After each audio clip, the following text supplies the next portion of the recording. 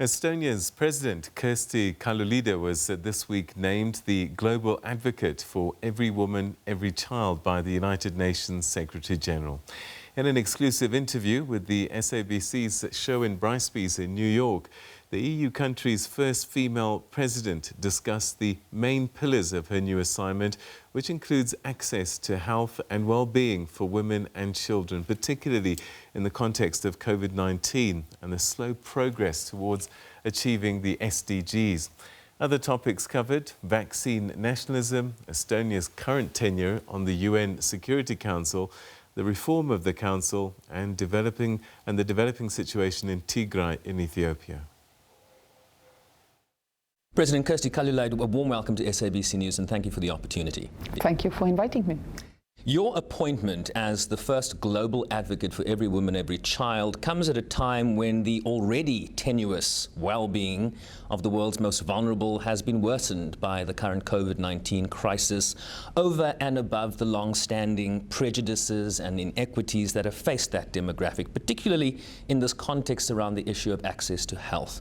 What do you specifically see your role as being over the next 2 years? First, we need to be really vocal about the reverse trend. I mean, less women go to the doctor when they are pregnant during the pandemic. More women had to turn back home, stop working. Less children received medicines for pneumonia. We don't really understand even the reasons why this happened.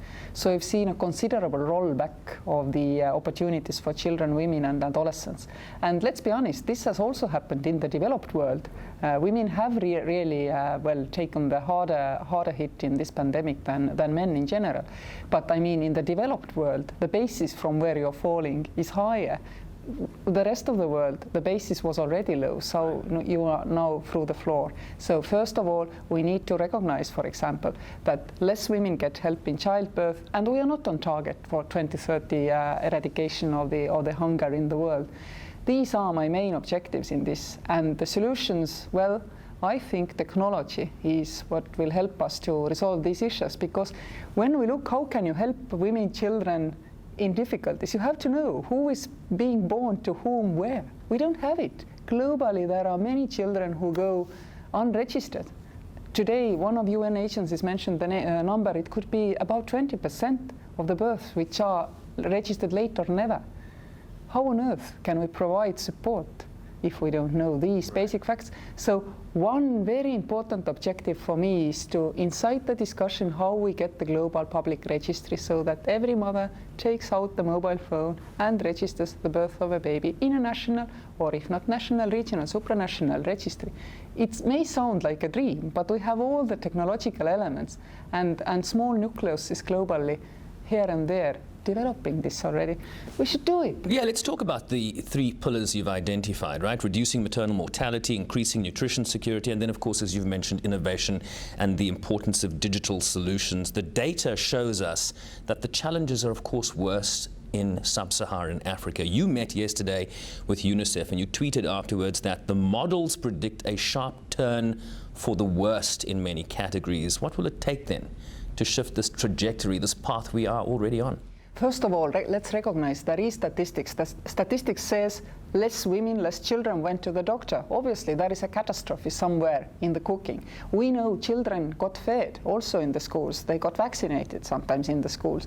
All this was not happening all during the pandemics. And the statistics and the data is coming in. But this is at the macro level. And we're very good in analyzing the situation at the macro level. But we need to go inside and look what are the reasons. What are the concrete reasons in every area why this is happening? And even with the problems without the pandemic, sometimes we look at the macro data and think that, let's say, 2 countries where there is high maternal mortality rate, I mean, they must be similar because the mortality rate is something like 600 in 100,000. But the reasons could be totally different. Right. One could have lack of medical personnel, and the other could have lack of willingness to let women to go to the doctors. We should really break down what is going on, and then we can pinpoint and target the resources we already have to use them more efficiently. So data becomes very pertinent, right? Absolutely. And human capital to be able to survey and find out what exactly the data says. Yes, because so many NGOs do so much good work, but sometimes this goes to waste if you are targeting not the bottleneck in the system. And you have to know behind every huge horrible number what's the bottleneck. And I think taking this kind of data-led approach should help us also in the sub-Saharan region. But again, we are back to the fact you don't have population registries. You should have. And governments must be interested because, very often they talk to us Estonians about that they want to organize e-elections. I mean, then you need voters list. How to create a voters list? Register every baby. They grow up and you have your voters list just on time. Every time you have elections, you don't have to compile it. Right. So it's in everybody's interest to... It's built in. Absolutely. When I have these conversations, Madam President, with UN officials, be it on climate, women's equality, access to health, we often talk about the right investments combined with the requisite political will. How do you see that convergence between those two factors? Because when you talk about building capacity and doing the research and collecting the data, you're talking about money and resources here. How do you see that playing itself out, particularly now as a global advocate? I am ready to work with all H6 bodies to also participate in fundraising, to make sure that we have adequate resources. I'm ready to go and visit, to bring out stories from the places which need help and support. I visited some during Estonian Security Council campaign time, migration offices and places like this. I visited Afghanistan, seen with my own eyes, talked with the midwives there and spent an hour trying to understand what the real problems are. And I hope to continue to kind of show light and pinpoint and bring out the concrete information to therefore also help and support the fundraising campaigns. Because I think we say every day now that money, there's plenty of money. And indeed, if we add into the equation technology, then this also means business. And it also will mean business, in the countries which we're trying to help, which is very important for me is that, which I also learned through the Security Council campaign, every region wants to take responsibility for their own affairs. And for example, African Union is perfectly capable. They now established 4 freedoms. Now they need to implement it. To implement them nationally, the rules which you have agreed supranationally, you need to develop systems which we call rule of law. They could also be all done with the help of technology. And you see, this way, the region takes responsibility for itself. And I'm adamant that we support this kind of regional pride in taking things into our own hands, also in resolving the women and children issues. So since we have the opportunity, I thought we might expand the conversation somewhat. Women's leadership is, of course, a major area of focus at this week's Generation Equality Forum in Paris that seeks to reinvigorate progress towards Goal 5 of the SDGs. Female presidents and female prime ministers are still a rarity in the world, even in 2021. How does Estonia's experience on the question of women's leadership inform others on this issue? Right now, with the prime minister being a woman, foreign minister being a woman, president being a woman, Minister of Justice being a woman, Minister... It's unheard of. It's unheard of. And it's unheard in my own country as well. And this is weird. And we should say this is weird that it's unheard of. Because, the first prime minister who was woman took office at the year when I was born, 1969 in Israel, Golda Meir. And we're still wondering how amazing some country has a president and the prime minister is a woman. But this is the situation, and we really need to, normalize this. And right now there are many. There's Lithuanian, Finnish, Estonian prime minister in But Europe. we're also losing some. Angela Merkel will be out of office at the end of this year. Yeah, but who knows who will replace her? A man. We don't know. We don't know. And frankly speaking, we should actually, strongly emphasize that this is normal. And if somebody treats women leaders as abnormal, which does happen through conscious or unconscious gender bias, we should actually pinpoint it. And also in our own country, if somebody is treated badly in politics, using the argument that it's a she, we do have to react for all women. And also here in UN, the High-Level Women's Week, I think they help globally to understand that women who have reached so far in these societies still face gender biases. So we are, with each and every girl and woman, fighting for their place in society. Despite being here in these buildings, we do have seen many times glass ceilings. We had to break them, and we know how hard it is for girls and women. And I think we should, for the next generation, we should always be very open about these things where we feel we were treated differently because we were women. Yes, it's hard to acknowledge because sometimes you feel maybe I'm not up to my job if they treat me this way. This is never the case. If it's about your gender, be open and honest about it. It helps next generations. You said at a Council on Women World Leaders meeting in 2019 here at the UN, quote, "If you want to get to the top, you have to give up your femininity. I don't want this for my daughter or my granddaughter or any champion of the future generations. I want you to be celebrated in the workplace the way you are." Was that your experience, the experience that you encountered people wanting you to change who you are? I was rather referring even to the generation before us, slightly older, the first generation of women who started to be directors in big companies and so on. Their freedom was to give up on being a woman, because they normally didn't have children, they had to work long hours, and this is how you arrived at the top. You morphed into a man. Margaret Thatcher went for voice training, right? You acted like a man, you behaved like a man, and then you were accepted, then they accepted you because, okay, you have a woman's body, but otherwise inside you are more or less of a man. I don't want it this way. Myself, no, I have 4 children, but I cannot say that I haven't faced like comments when I stand up in an important meeting and so, and I take 10-minute break for breastfeeding. They are taking 10-minute breaks to go smoking all the time. Nobody blinks an eye. So you have to kind of just do it. And indeed, of course, it's not easy, and you should never give up on being a mother because you want to have a career. You should simply fight. I mean, first starting from your own home. You have to make it clear that at your home, men take responsibility too. And I see that the younger generation of Estonian men, at least, we have done something right, raising our sons. I have 3 sons, 1 daughter. They want to take the responsibility because they don't want to miss out on their babies growing up anymore. And this starts now to change society. So don't teach girls about the equal rights in society. Train boys as well. This is very important. I want to touch on vaccine nationalism and the inequities we are seeing around the world. It's a major problem that some countries believe can be remedied in part through intellectual property waivers that are currently being negotiated at the World Trade Organization. What's Estonia's position on those negotiations, Madam President?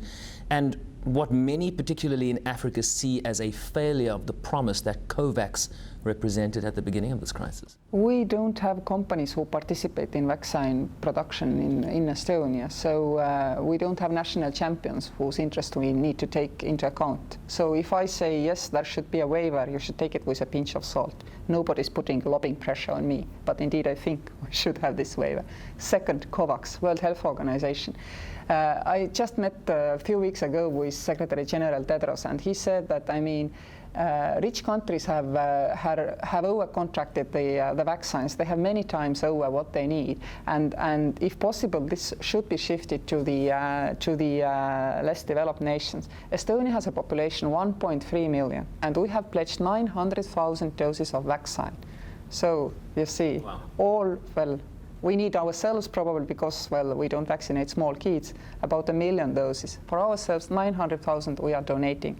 So, I mean, this goes gradually because we don't have all these vaccines today. Well, but this is what we're doing, and this is what we can do, and this is how I see we can contribute to the global resolution of the pandemic. Estonia has never been the consumer of the international cooperation, but rather the contributor. So African countries cannot donate because they simply do not have Absolutely, access, right? Of course, and that's why. And this is why they feel so aggrieved. Is it fair for them to feel aggrieved? Yeah. At how this is playing out? I think indeed, if there will be waivers of the property rights and on the intellectual property rights, we have seen last year when pandemic started that within 6 months, if the countries do not go to protectionist measures, all this shortage of equipments, ventilators, masks was resolved. Global market is a huge power. Right now it's struggling to restart itself. There are shortages in supply in many areas in the global market. But we know that without protectionist measures, the global market straightens itself out and the supply is not an issue anymore. Please let the market forces to run, and please let's use the resources which we have pledged also for COVAX to then pay for these market resources to come up with the necessary production. When the G7 donates 1 billion doses, everyone gets very excited and applauds, right? But the WHO says we need 11 billion to deal with this pandemic. So perhaps we shouldn't be celebrating the small measures that are taken by some of the richest nations. Well, there is discussion which way we go. I think we should actually take the approach of not kind of, I mean, the resource to help countries wherever the trouble is money. Yeah. I mean, resorting to the in-kind measures. I mean, I think they could only be temporary. So we should build the vaccination mechanisms and systems in all countries, and then we must make sure that through whichever measure, I mean, we will enable these countries to buy these vaccines. As I said, supply will not be an issue. Global economy will resolve the supply issue. Cost will be an issue. And then we need to find the resources. And I think we shouldn't try to kind of centrally arrange for the vaccination of the planet.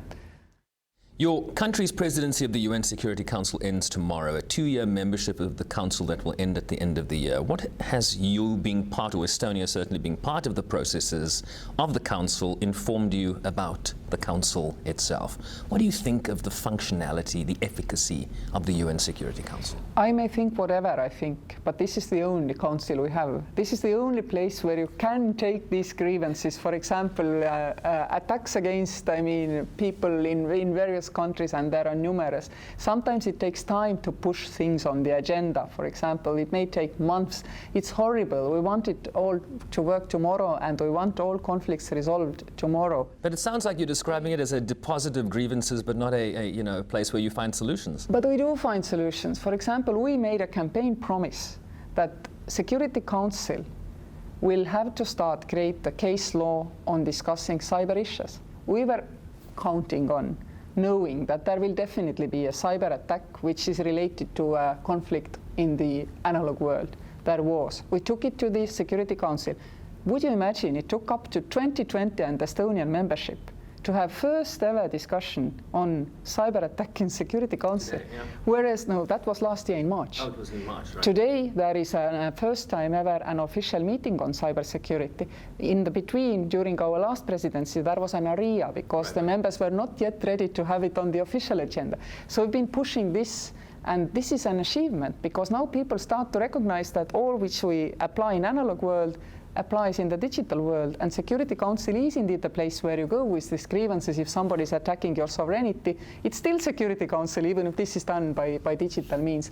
So you can do a few things, but also, of course, you have to accept that the world will not be saved simply by us being an elected member of the Security Council. What we do is we always stand for international law because we are a small country. Our existence and security ourselves depend on upholding the international legal space as we have set it up. So we can be trusted in that, and I believe that is why smaller nations are elected to Security Council, to guard international law. If we just look at Myanmar or Ethiopia more recently, or even the difficulties around reaching just an agreement on the most recent war in Gaza, overnight we saw a unilateral ceasefire declared by the Ethiopian government in Tigray, when the Council has yet to have an open meeting on the situation in Tigray. So I think that's perhaps the context I'm coming from. What can you say about the situation, Madam President, in Ethiopia, but more broadly, a Council that is regularly viewed through the prism of failure? First and foremost, it's not behind us, of course, that discussion on Tigray has not taken place in Security Council. We support it, and we've been calling for it. We've also been supporting the ceasefire for the pandemic of the Secretary General. It took time also to get, that on the discussion list of the Security Council. And we also, during our campaign, by the way, we were adamant that if the Security Council will feel up to some reform processes, which we think it should, there should be a permanent African membership also for this. The Africans will agree with you. I think they would agree with us, but frankly speaking, majority of the conflict is in that region. We need to, as I said, I believe in regional resolutions. I believe that it's only the countries of Africa who can find long-standing agreements and solutions. We should support them, help them, discuss and show transparently what is going on. And that's the biggest value of having a Security Council debate, is to have a transparent, high-level analysis of the situation, of the atrocities which have been going on. This is extremely important. And then we need to support the region in finding the solution. I trust it with the Africans, and I believe they are the best to resolve and to find long-standing, long-term resolutions. This time should be in 20th century, where, I don't know, developed nations went and tried to kind of broker a solution. It's for the continent itself. And the same applies for other regions globally. For example, I don't think that the resolution of the problems in Afghanistan lies somewhere in West, it lies in the region. If you want to have economic cooperation, development, transport channels, then countries in the region have to, discuss and find long-standing solutions. Yes, we can help, indeed, but the responsibility is not here. Here the responsibility is to create visibility so that the world knows atrocities are happening. Well, Madam President, we congratulate you on your new, tough assignment. No one thinks it's going to be easy as global advocate, and we thank you for the time you shared with us today, and as they say in your language, tanans and baikar. Very good pronunciation. Thank you very much.